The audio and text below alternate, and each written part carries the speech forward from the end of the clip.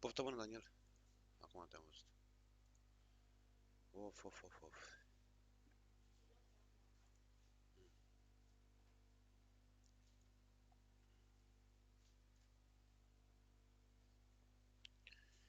Ia să vedem stop audio. Am căștile. La o dată, bang. Și la microfon. Ok. Să se facă și... Băieți, mi-ți faci mi-am 2 secunde? Haide, prietene. Mamă, 5 giga. Ce-au mai băgat ăștia nou? Cred că ceva motor.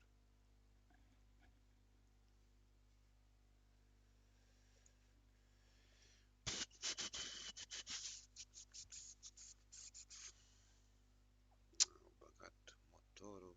Ok. Super.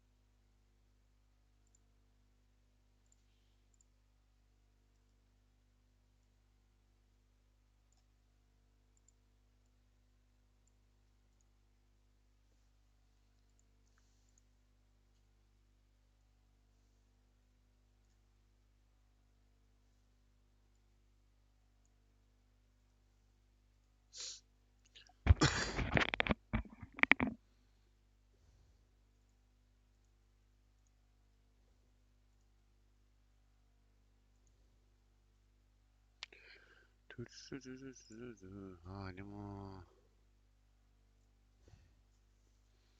2 minute, băieți, și facem update acum.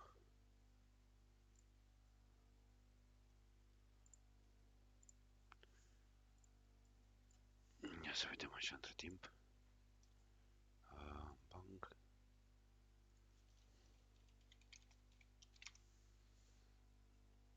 Și așa, nu, ia să vedem.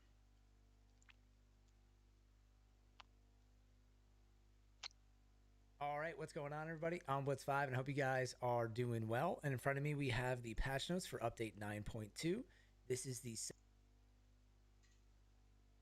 And I can't wait to play this on console. This is a single-seater dirt bike, is more than just a light version of the motorbike. It has its own independent clutch system to rev the engine, improve suspension for off-roading, and some other fun features we know it won't take you long to find out. Not to mention, another fun addition coming in the future, the dirt bike spawns on all maps except Karkin and will replace 50% of the existing bikes out there. Looking forward to a whole slew of new stunt videos with this one. The new dirt bike is new single-seater motorcycle, all maps except for Karkin, and available in normal, custom matches, and training mode. I was a little surprised to see that this will replace 50% of the existing bikes because it's a single-seater only. But then again, I kind of realized that a lot of times when someone's on a motorcycle, they're by themselves. And there's plenty of other vehicles that you can take, but this will definitely change the dynamic of the game. If you're playing duos or you're trying to get a buddy in the back of your motorcycle and all you have is the dirt bike. But I think this will be for the better because of all the cool stuff you can do with it and just having extra vehicles in the game. So I think that will be fine. And here's an image of someone doing the wheelie right here, so you can kind of see. It seems like you can hold this for maybe like 5 to 10 seconds and then it falls down and then you keep driving. Here are some other characteristics. Got a great acceleration with a top speed of 130 kilometers per hour. Off-road suspension, which they mentioned before. They also have a thing here, but I think if you're good with while moving around as well.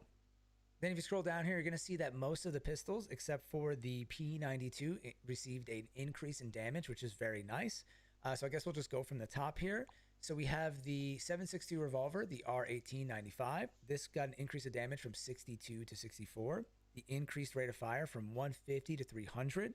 So now that this is stronger and shoots faster, this pistol might be one of the better pistols in the game. So I'm excited to use this. When on console, this pistol was probably my least favorite.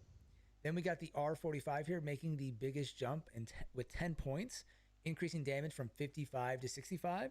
This is going to be one of the strongest pistols out there now. Then we got the P92, one of the only ones to get a reduction in damage, but they actually increased the rate of fire from 444 to 600. So it's going to be pretty fast.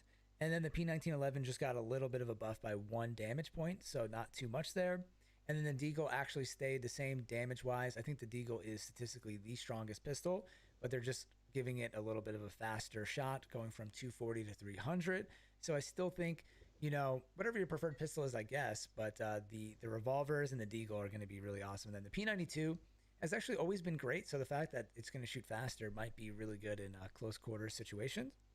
And then the sawed off got a decreased base pattern scale, decreased choke spread, lower spread, and increased damage multiplier to 0.55. So hopefully this does a little bit more damage.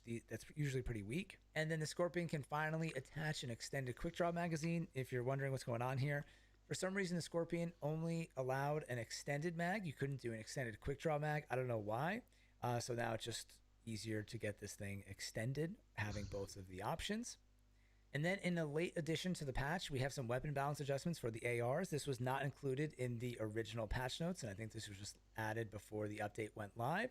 And this is something that I really like to see. So for the 5.56 weapons, specifically the M4, the SCAR, the QBZ, and the G36C, their reload time has been decreased by 10%, and the reload time of the barrel has been increased by 5%. So what's going on here is that a while ago, PUBG increased, they made the reload time slower for a lot of the 5.56 guns to try to balance out the weapons, because some of those guns were the most used guns in the game, especially the M4. So they thought by nerfing them and also making the reload time longer that would help. But really, most people still use those guns and then just get caught. When you get caught in a really long reload, it's just really frustrating. So they're increasing that by 10%. We'll see if that makes a really big difference. When you see these small numbers, it's hard to know if it will really even be noticeable, right? When you're talking about 5% or 10% over a reload animation that only takes a couple seconds, however long it is.